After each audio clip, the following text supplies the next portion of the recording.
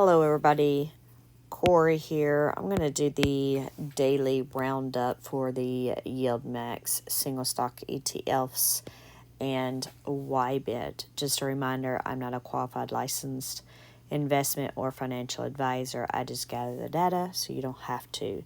YieldMax ETFs are extremely risky. Please be advised, or please read through the prospectus and understand the risk involved in investing in these. All right, I know I ended up skipping one or two of these daily videos last week. I was short on time. I was actually spending a lot of time doing these videos, a lot of mornings doing these videos during vacation, which got us to the parks late. So I did had to, this seems to be the least watched video now. So this is the one that I did end up cutting out. So, which then I'll have to look, but it looks like there's not that many that actually watch this video anymore. So I'm not sure how many of you actually care to see this data. So I don't know, maybe we'll make some adjustments in the future. I know I actually stopped doing the Ulti one, but that's only because some things had changed and just stopped covering as much data as I used to, so I combined those together. I don't know if, we should do that with this one or just cut it out altogether, but I don't know. It seems like nobody really cares about the single stock ETFs, and all they really want to watch is the Ulti videos, so y'all let me know what you think. Anyways, these are the summary of all the trades. Of course, you want the detailed data. Please watch the trades and holdings, but this just gives you a summary of this information.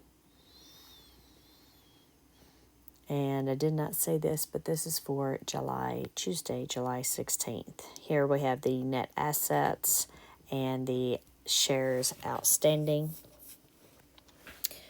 Feel free to pause this video here to look at any of those. Same thing here. We have the current NAV and then the difference between these. Understand that for YMAX, and Ulti, these already account for the distribution drop, which is why there's a big difference between those numbers there.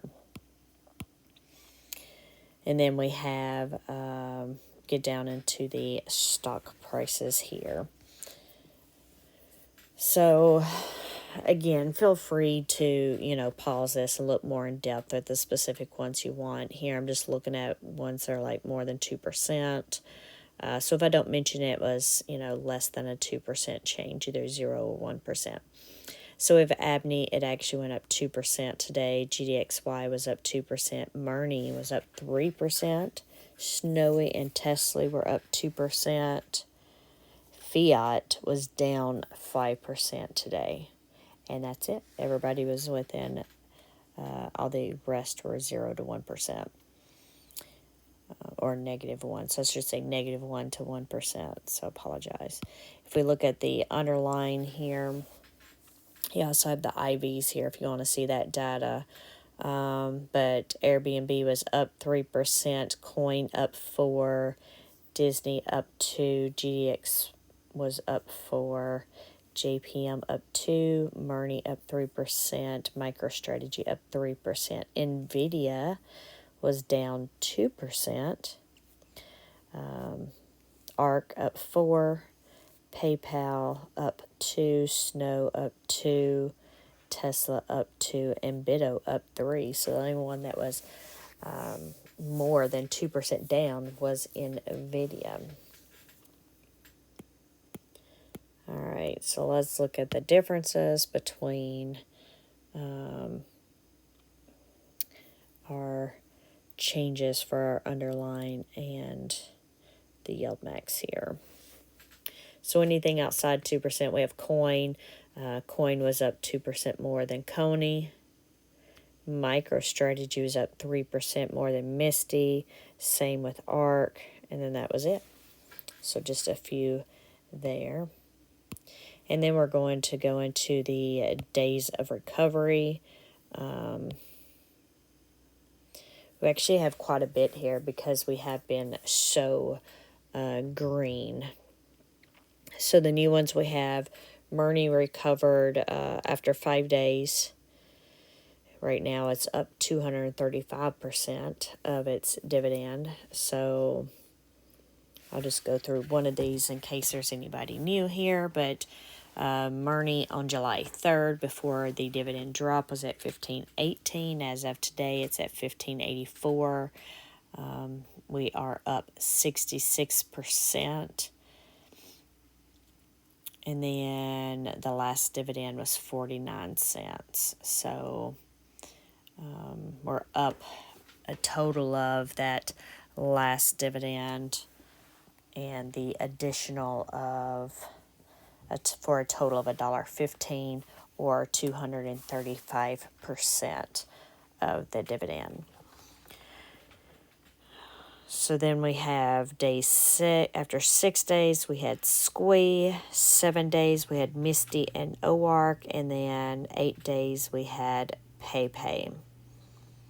And then as far as YieldMax, and Alti goes, since today was the last day for those, YieldMax and Alti did not recover from their last distribution amount.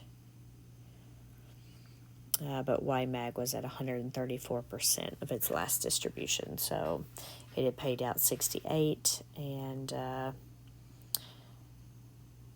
it actually came up a total of 91 cents.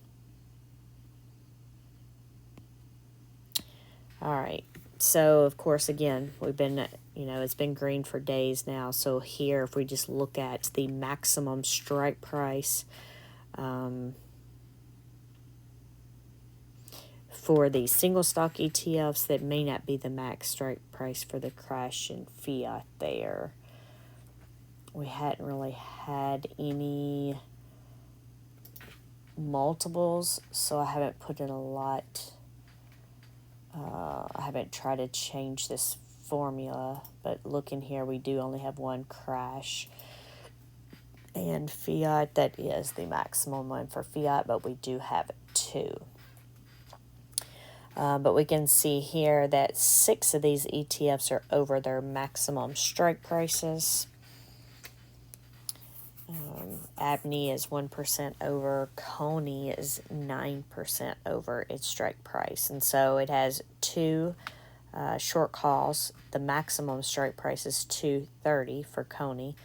And as you can see, we're over it by 9%, which is bringing the stock price down $1.90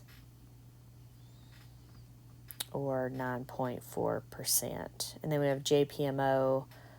It's over its max strike price by 3%. Misty over it by 14%. OARC, we're over by 5%. And Zomo just a little. Again, these are just the maximum strike prices. They could be huge gaps. They could have multiple. They could have the majority of the, contracts being at lower numbers. This is just to this doesn't give you the whole picture, but it'll give you an idea. In order for it to see the whole picture, you'd have to look at the Trades and Holdings video that show all of them. And then here we have the synthetic positions, very similar, right? Just the opposite as far as our greens and percentages and stuff like that go. Our colors, sorry. Colors and negatives here. So if we look at Phoebe here, seems to be the worst with $530 synthetic strike price. $530, we're underneath that synthetic strike price by $40 or 8%. And then you can see here it's bringing the share price, the Phoebe ETF share price down $1.39 or 7.7%. And I know I went through that pretty quickly, but this is just to give you a roll up, and you can pause this video, here in the sections that you want to see and look at the ETFs that you want to look at. So this just gives you a quick look. Anyway, I will talk to you later, and thanks for joining me. Bye.